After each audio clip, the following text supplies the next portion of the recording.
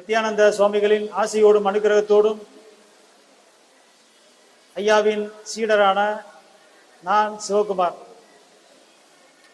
மீண்டும் உங்களுக்கு ஒரு முறை ஆத்ம வணக்கத்தை தெரிவித்துக் கொண்டு ஐயாவின் அனுபவங்கள், ஐயாவை பத்தி ஐயா பிரம்மஸ்ரீ சீனிவாசன் சுவாமிகள் பேச சொல்லியிருக்காங்க. இதுக்கு முன்னால நான் பேசியிருக்கேன் இதே மேடையில். அப்போ ஐயாவே என்னைய பேச வச்சார். அதுதான் நான் பேசிய முதல் பேச்சு. அந்த பேச்சு ஐயாவே அந்த பேச்சுக்கு தலைப்பு கொடுத்திருந்தாங்க. சீடனும் குரு அப்படின்ற ஒரு தலைப்புல பேச சொல்லி பேச கொடுத்திருந்தாங்க. இப்ப நம்மளுடைய அடுத்த குரு, இந்த ஆசிரமத்தின் குரு ஐயா பிரம்மஸ்ரீ சீனிவாசன் சுவாமிகள் ஐயாவின் நினைவுகளை பற்றி, ஐயாவை பற்றி பேச சொல்லியிருக்கிறாங்க. ஐயா ஒரு அற்புதமான பிறவி. ஐயாவின் நிலையை பற்றி நாம சொல்லணும் அப்படின்னா, ஐயாவை பற்றி எல்லாத்துக்குமே தெரியும், அவர் ஒரு குரு அப்படின்னு. இந்த குரு அப்படின்னா என்ன நிலை, குருவுடைய நிலை என்ன அப்படின்றது பல பேருக்கு புரிய மாட்டேங்குது. இதனுடைய படிநிலைகள் உண்டு. ஒரு படிநிலைகள் சொல்றோம் இல்லையா?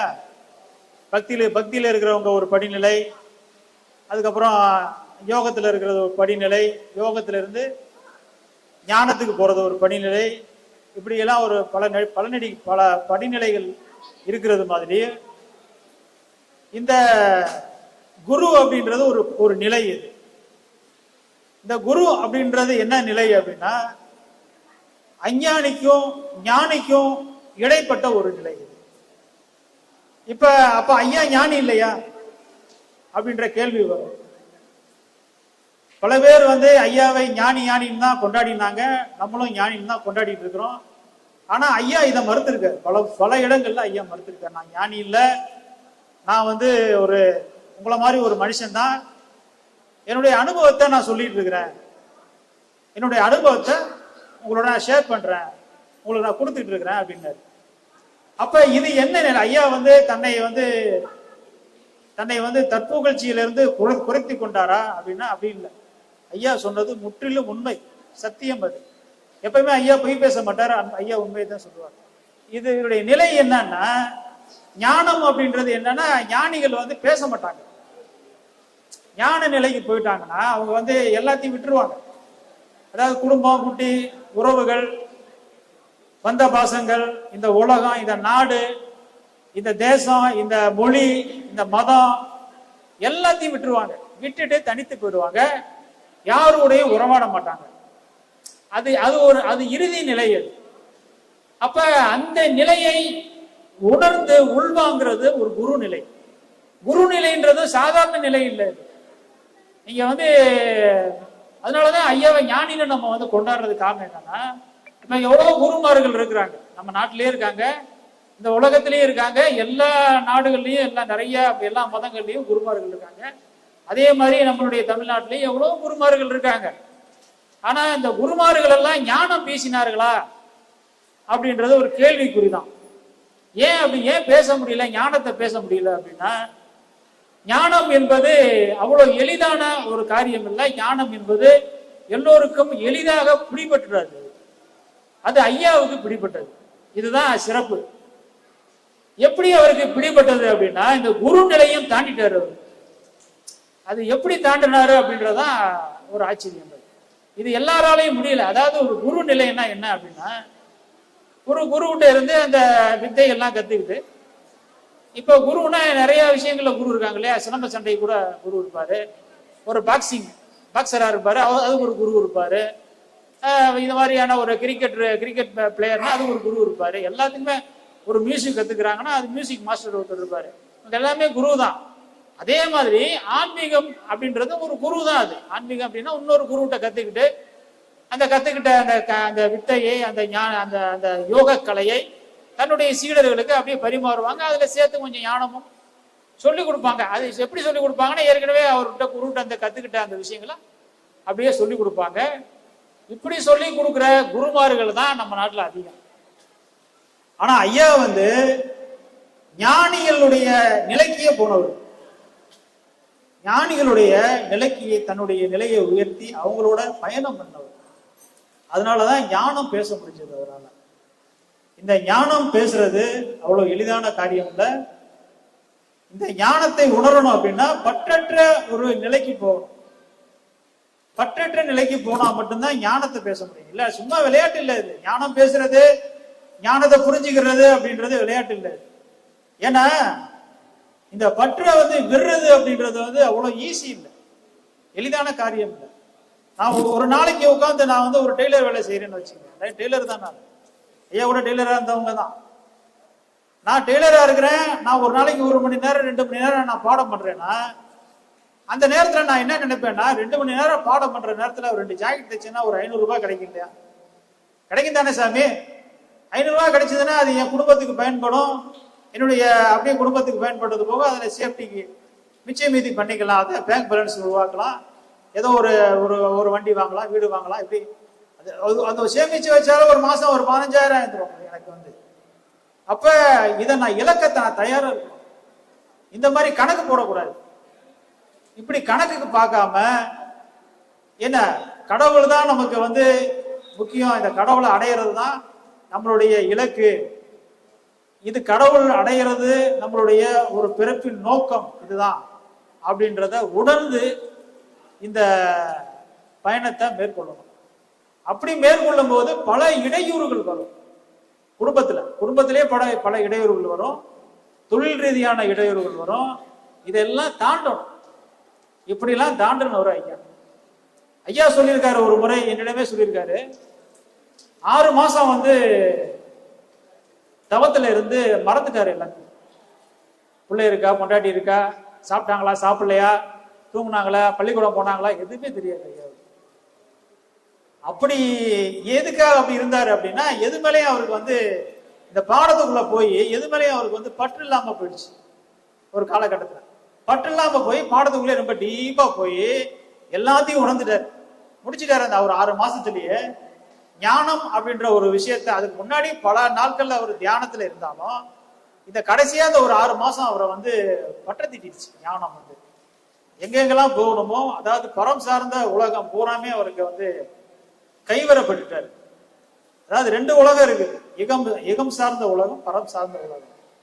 பொருளில்லாருக்கு இவ்வுலகில்லை, அருள் இல்லாருக்கு அவ்வுலகில்லைன்னு வள்ளுவர் சொன்ன மாதிரி அப்ப 2 உலகம் இருக்குன்னு சொல்றாரு இல்லையா வள்ளுவர்? அப்ப 2 உலகம் இருக்கிறது உண்மைதான். இதைத்தான் சித்தர் பாடல்கள்லயே நம்ம பார்க்கலாம். 2 உலகம் இருக்கும். அதுதான், அதாவது வெளி உலகம் சார்ந்த சில விஷயங்களும் அதுல சொல்லியிருப்பாங்க. அகம் சார்ந்த விஷயங்களும் சில பல விஷயங்களும் அதுல உள்ளடக்கியிருப்பாங்க. அப்படி இந்த பரம் சார்ந்த அனுபவத்தை முழுமையாக கற்றுணர்ந்தவர் நம்மளுடைய குருநாதர். அப்படி கற்றுணர்ந்ததால, அதை அனுபவிச்சதால, அந்த அனுபவம் அவருக்கு முழுமையாக வந்ததால இந்த ஞானத்தை பற்றிய புரிதல் அவருக்கு வந்தது. ஞானத்தை பற்றிய புரிதல் வந்ததுனாலதான் இந்த ஞானத்தை இந்த உலக மக்களுக்கு அவரால் கொடுக்க முடிஞ்சது. இப்ப கொஞ்ச நேரத்துக்கு முன்னாடி ஐயா மணிகண்டன் ஐயா ஒரு கேள்வி கேட்டாங்க. இப்போ பேட்டி எடுத்தாங்க, என்னை வச்சு ஒரு பேட்டி எடுத்தாங்க. ஒரு 1 மணி நேரம் பேட்டி எடுத்தாங்க. அந்த பேட்டியில அவர் கேட்டாரு, உபதேசம் வாங்குறவங்களுக்கு ஒரு சீடர், ஐயாவுடைய சீடர் என்ற முறையில உங்களுடைய ஆலோசனை என்ன, கருத்து என்னன்னு சொல்லி கேட்டாரு. உபதேசம் வாங்குற சீடர்களுக்கு என்னுடைய ஆலோசனை அப்படின்னா என்ன அப்படின்னா, ஒரு உபதேசம் வாங்குறோம் அப்படின்னா உபதேசம் வாங்குறதே பெரிய விஷயம். ஏன்னா நம்ம பக்தியில கோயிலா போய் காடு மலை இப்படிலாம் சுத்தி, நான்லாம் பாடம் வாங்குறதுக்கு முன்னாடி திருவண்ணாமலை மலையிலேயே ஒரு 4-5 தடவை ஏறிருக்கேன். அங்க ஒரு சாமியார் இருந்தாருன்னு அந்த சாமியாரை போய் பாக்குறது, அவர்கிட்ட ஆசீர்வாதம் வாங்குறது எல்லாம் பண்ணேன். ஆனா ஒன்னும் நடக்கல. திருவண்ணாமலையவே திருப்பி ரிவர்ஸ்ல எல்லாம் சுத்தி பார்த்திருக்கேன். எல்லாரும் இப்படி சுத்துவாங்கன்னா நான் இப்படி எல்லாம் சுத்தி பார்த்திருக்கேன். இப்படி சுத்தினால ஏதாவது ஒன்று கிடைக்குமா அப்படின்னு ஒன்றும் கிடைக்கல. கடைசியில ஐயாட்ட வந்ததுக்கு அப்புறம் தான், அடாட மலை அங்குல அதுலடா மலை, தலைதாண்டா மலை அப்படின்னு. என்ன அதாவது விஷயம் தெரிஞ்சவன் தலையை சுத்துவான், விஷயம் தெரியாதவன் தாண்டா மலையை சுத்துவான். நான் உனக்கு ஒரு விஷயத்த சொல்லி கொடுக்குறேன், அவன் தலையவே சுத்து அப்படின்னு சொல்லி தலையவே சுத்த வச்சாரு. அதுதான் கிரிவலம்னு சொல்லுவாரு. நம்மளுடைய ஆசிரமத்துல 2வது பாடம் கிரிவல பாடம் தான். ஆதார பாடம் கொடுக்குறாங்க இல்லையா, நீ நிறைய பேர் ஆதார பாடம் வாங்கியிருப்பீங்க. 2வது பாடம் அதுதான் கிரிவலம். அந்த கிரிவலத்தை நாம முழுமையா கத்துக்கணும், முழுமையா தெரிஞ்சுக்கணும். ஒரு உபதேசம் வாங்குறோம் அப்படின்னா நம்ம அதுக்குள்ள அறிவை போய் நம்ம செலுத்தக்கூடாது. ஒரு குருகிட்ட நம்ம ஒரு உபதேசம் வாங்குறோம் அப்படின்னா அவர் என்ன சொல்லி கொடுத்தாரோ அதை மட்டுமே நம்ம செய்யணும். அதை விட்டுட்டு அதுக்குள்ள கொண்டு போய் நம்மளுடைய திறமை, அறிவு இதெல்லாம் கொண்டு போய் சேர்க்கக்கூடாது அதில். ஏன்னா இப்போதைக்கு நமக்கு இருக்கக்கூடிய அறிவு இருக்கு இல்லையா, இந்த அறிவு எப்படி இருக்கும் அப்படின்னா ஒரு ஒரு எதிர்பார்ப்புலேயே இருக்கும், அது ஒரு கேள்வியிலேயே இருக்கும். அதனால இந்த அறிவை எடுத்துட்டு போய் நம்ம இந்த ஆன்மீகத்துக்குள்ள சேர்க்கக்கூடாது. இந்த அறிவு எப்பயுமே ஆன்மீகத்துக்கு எதிரானது தான். அதனால இந்த ஆன்மீகத்துக்குள்ள இந்த புறம் சார்ந்த அறிவை எடுத்துட்டு போய் சேர்க்கக்கூடாது. அப்ப ஆன்மீகத்துக்குள்ள ஒரு அறிவு இருக்குது.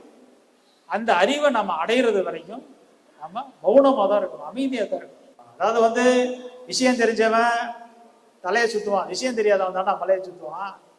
நான் உனக்கு ஒரு விஷயத்த சொல்லி கொடுக்குறேன், அவன் தலையவே சுத்து அப்படின்னு சொல்லி தலையவே சுத்த வச்சாரு. அதுதான் கிரிவலம்னு சொல்லுவாரு. நம்மளுடைய ஆசிரமத்துல 2வது பாடம் கிரிவல பாடம் தான். ஆதார பாடம் கொடுக்குறாங்க இல்லையா, நீ நிறைய பேர் ஆதார பாடம் வாங்கியிருப்பீங்க. 2வது பாடம் அதுதான் கிரிவலம். அந்த கிரிவலத்தை நாம முழுமையா கத்துக்கணும், முழுமையா தெரிஞ்சுக்கணும். ஒரு உபதேசம் வாங்குறோம் அப்படின்னா நம்ம அதுக்குள்ள அறிவை போய் நம்ம செலுத்தக்கூடாது. ஒரு குருகிட்ட நம்ம ஒரு உபதேசம் வாங்குறோம் அப்படின்னா அவர் என்ன சொல்லி கொடுத்தாரோ அதை மட்டுமே நம்ம செய்யணும். அதை விட்டுட்டு அதுக்குள்ள கொண்டு போய் நம்மளுடைய திறமை, அறிவு இதெல்லாம் கொண்டு போய் சேர்க்கக்கூடாது அதில். ஏன்னா இப்போதைக்கு நமக்கு இருக்கக்கூடிய அறிவு இருக்கு இல்லையா, இந்த அறிவு எப்படி இருக்கும் அப்படின்னா ஒரு ஒரு எதிர்பார்ப்புலேயே இருக்கும், அது ஒரு கேள்வியிலேயே இருக்கும். அதனால இந்த அறிவை எடுத்துட்டு போய் நம்ம இந்த ஆன்மீகத்துக்குள்ள சேர்க்கக்கூடாது. இந்த அறிவு எப்பயுமே ஆன்மீகத்துக்கு எதிரானது தான். அதனால இந்த ஆன்மீகத்துக்குள்ள இந்த புறம் சார்ந்த அறிவை எடுத்துட்டு போய் சேர்க்கக்கூடாது. அப்ப ஆன்மீகத்துக்குள்ள ஒரு அறிவு இருக்குது. அந்த அறிவை நம்ம அடையிறது வரைக்கும் நம்ம மௌனமா தான் இருக்கணும், அமைதியா தான் இருக்கணும். குரு என்ன சொல்லி கொடுக்குறாரு, குரு அடுத்தடுத்த பாடங்கள் கொடுக்குறாரு. இப்ப இங்க கொடுக்குற உபதேசம் மாதிரி உலகத்துல எங்கேயுமே கிடையாது. நீங்க நல்லா தெரிஞ்சுக்கணும், எங்கேயுமே கொடுக்கறது கிடையாது. அப்படியே கொடுத்தாலும் மிஞ்சி போனா ஒரு சுவாச பயிற்சி கொடுப்பாங்க. அதுக்கப்புறம் கொஞ்ச நேரம் தியானம் பண்ணுங்க, நிச்சயம் பண்ணுங்க, அமைதியா இருங்க, பூர்வ மைதியை கவனிங்க, இவ்வளவுதான் பயிற்சி கொடுப்பாங்க. இதுக்கு மேல எந்த பயிற்சியும் கொடுக்கறதில்ல, எங்கேயுமே கொடுக்கறதில்ல. அப்படி கொடுத்தா இன்னும் எதேதோ பயிற்சி எல்லாம் கொடுக்குறாங்க. ஆனா இந்த மௌனம் அப்படின்ற ஒரு பயிற்சி இங்க நம்ம ஆசிரமத்துல மட்டும்தான் இது கிடைக்குது. இது அவ்வளவு ஈஸியான ஒரு உபதேசம் கிடையாது. இது